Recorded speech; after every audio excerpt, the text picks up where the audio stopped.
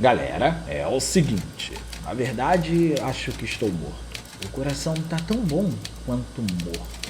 Essa é uma frase retirada da novelização de Silent Hill 2.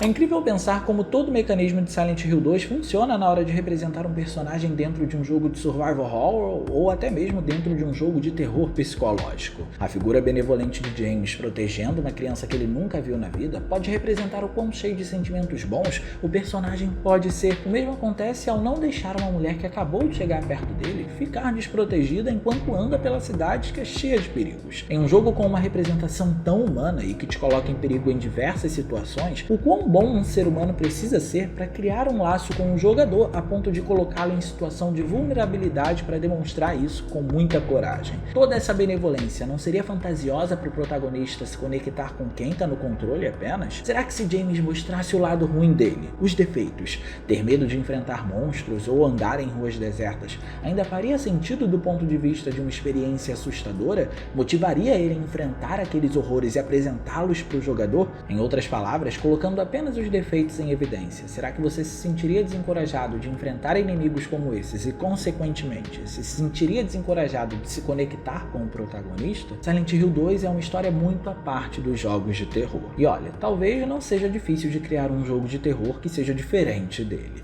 Desde que os gráficos em 3D se tornaram populares, os jogos de terror começaram a ganhar uma popularidade imensa. Mas muito desse gênero foi confundido com o que conhecemos como survival horror. Um survival horror tem como obrigação te colocar em um ambiente para sobreviver com elementos de horror que não necessariamente precisam te assustar, mas sim te impressionar. O objetivo do survival horror é te deixar apreensivo, principalmente por não ter os recursos necessários para que você lide com aquela situação ou por não te dar a certeza de que você vai sobreviver àquilo. No entanto, um survival horror pode abraçar elementos de terror se ele quiser deixar a experiência ainda mais tenebrosa. Saber que em um ambiente vazio, do absoluto nada, pode aparecer algo, deixa o jogador mais apreensivo de fato. Já por outro lado, o terror quer necessariamente te aterrorizar e pode trazer elementos de survival horror para fazer com que isso faça mais sentido. Ou seja, o foco vai ser em te assustar, mas existem elementos que vão te fazer sobreviver naquele local. Jogos como Slender, em que você precisa correr desenfreadamente para não ser pego, ou Visage, em que um inimigo pode surgir em um ambiente claustrofóbico quando você menos espera, são exemplos de jogos que entraram muito bem nesse conceito. Mas para cada um desses estilos, parece que aos poucos foi se criando uma caixinha para os títulos se enquadrarem, e essa caixa foi se moldando de acordo com as necessidades e avanços da indústria e fez com que as coisas ficassem cada vez mais confusas entre os survival horrors e os jogos de terror. No começo, Resident Evil ditou as regras com a perspectiva de câmera fixa, e isso fez com que outros jogos seguissem por esse modelo. Depois a indústria mudou e o Resident Evil 4 fez isso, ocasionando em outros jogos se baseando nele. Em outro momento, games como Amnesia exploraram a ideia de correr e se esconder dos inimigos e teve uma leva de outros títulos que fizeram o mesmo. A caixa foi se moldando aos poucos, as novidades foram se perdendo. Mas Silent Hill é diferente. Uma mãe usar a própria filha como oferenda a uma espécie de deus não é o tema mais comum que a gente vai ver, independentemente da gente colocá-lo na caixinha do survival horror ou do jogo de terror. Mais intrigante que isso é observar como a criança reage a esses eventos, externalizando uma enorme falta de uma figura materna presente. Todo esse conjunto define Silent Hill como um jogo triste, e toda a caixinha dos outros jogos não era o que enquadrava os games da franquia no fim das contas. Ele ia para além disso. Essa caixa não passava de mecânicas do jogo por aqui. Dizer que Silent Hill é um jogo de survival horror ou de terror apenas é o mesmo que colocá-lo numa sala apertada e claustrofóbica. O game tem muito mais para poder oferecer.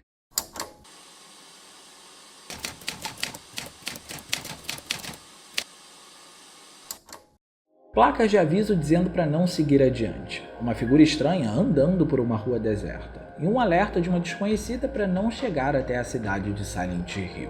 Todos esses alarmes foram completamente ignorados. É como se a vida para o protagonista não fizesse mais sentido e uma anestesia tivesse sido aplicada a todos os sentimentos que indicam algum tipo de perigo a ele.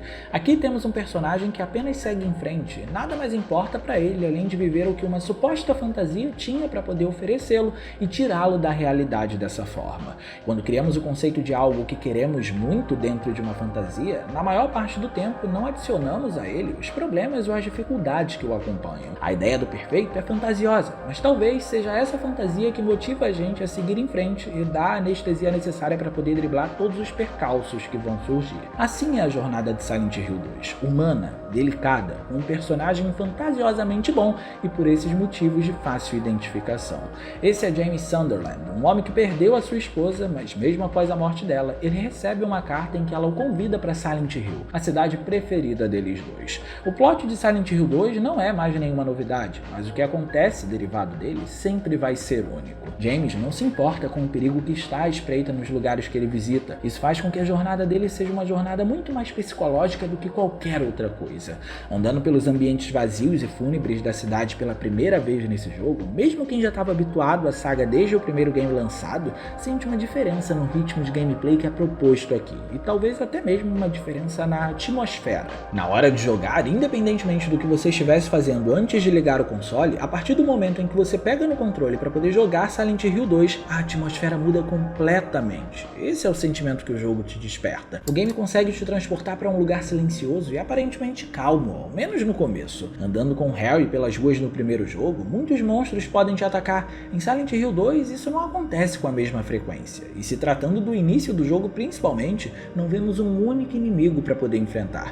A ideia aqui é exibir para o jogador os diversos sinais de que ele está prestes a se conectar com uma história que antes ele não havia experienciado na vida. Enquanto James corre pelas ruas desertas e os avisos vão sendo ignorados, há tempo suficiente para se perguntar o que ele está fazendo ali, como uma pessoa morta escreveu uma carta o convidando para aquele lugar e se o ritmo do jogo vai ser esse até o final. É o tempo em que você consegue se conectar com o protagonista. Os diversos corpos que você visualiza na rua, representando que James na verdade está morto por dentro, são uma clara exemplificação desses sinais.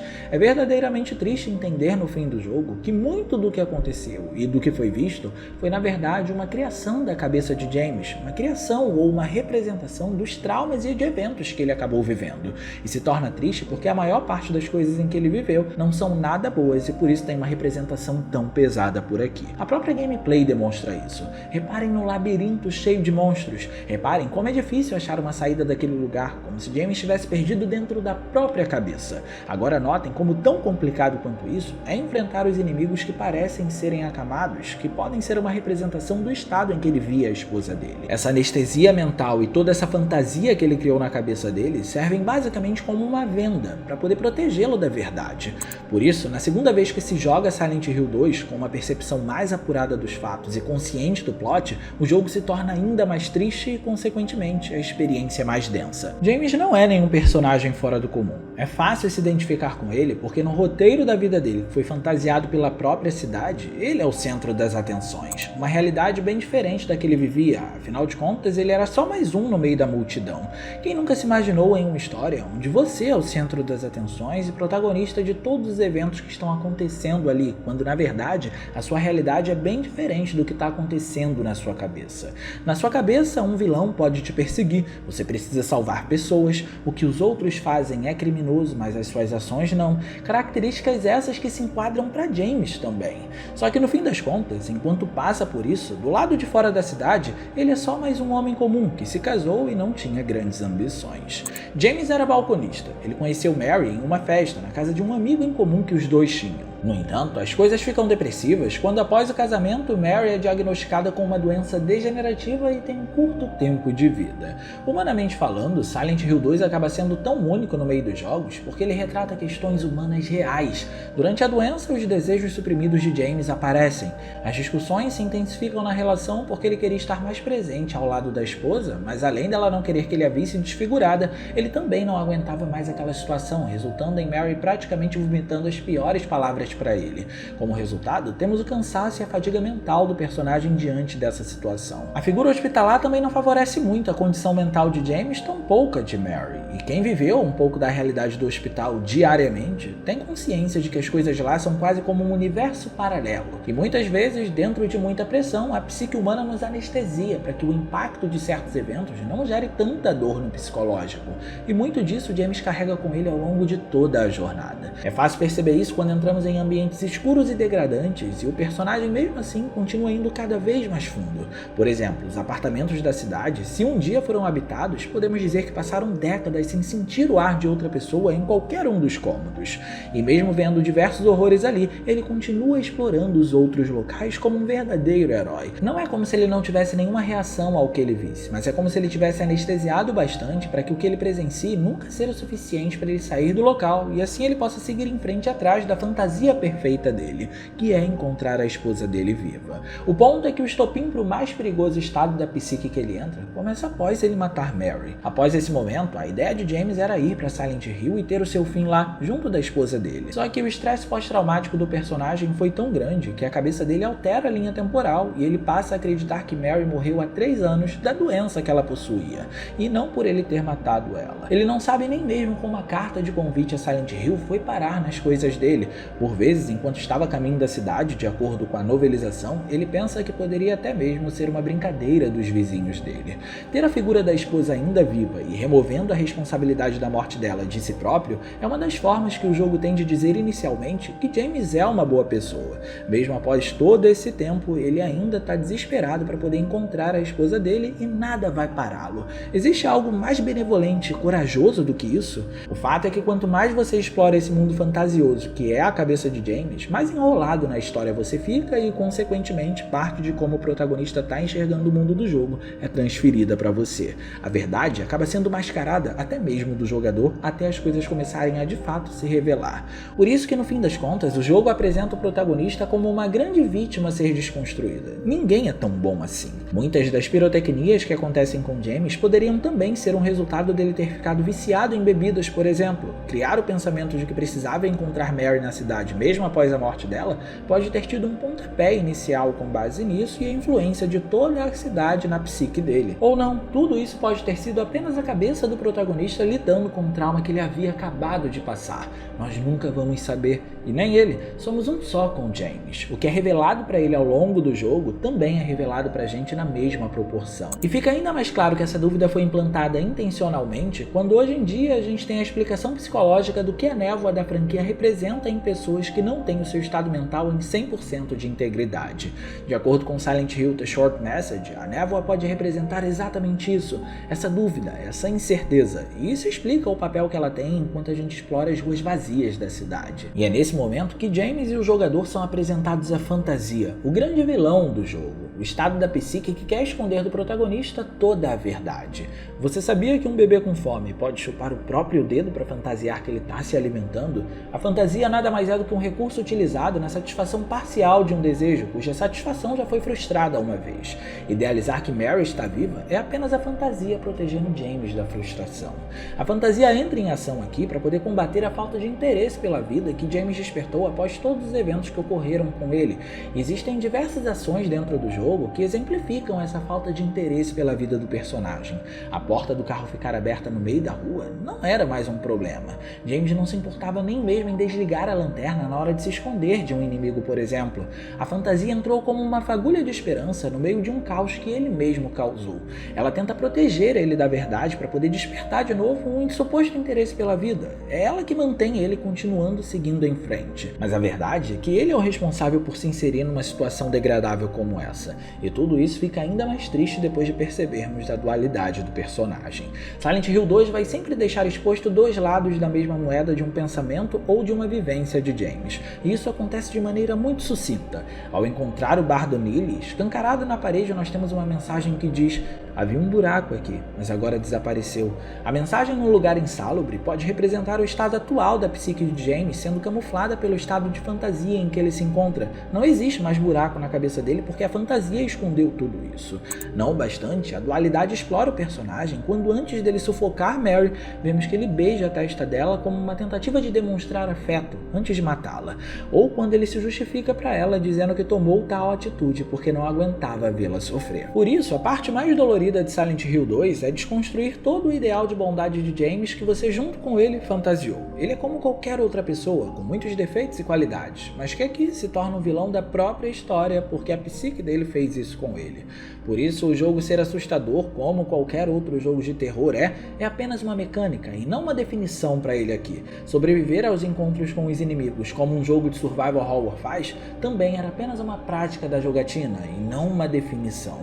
O que Silent Hill 2 verdadeiramente quer é explorar a dualidade de James enquanto encontra uma representação de uma espécie de contraparte da sua esposa, a Maria. Ele quer te colocar em corredores escuros e vazios para refletir qual o seu próximo passo ou o que o personagem está fazendo em um local como aquele, procurando por alguém que já morreu.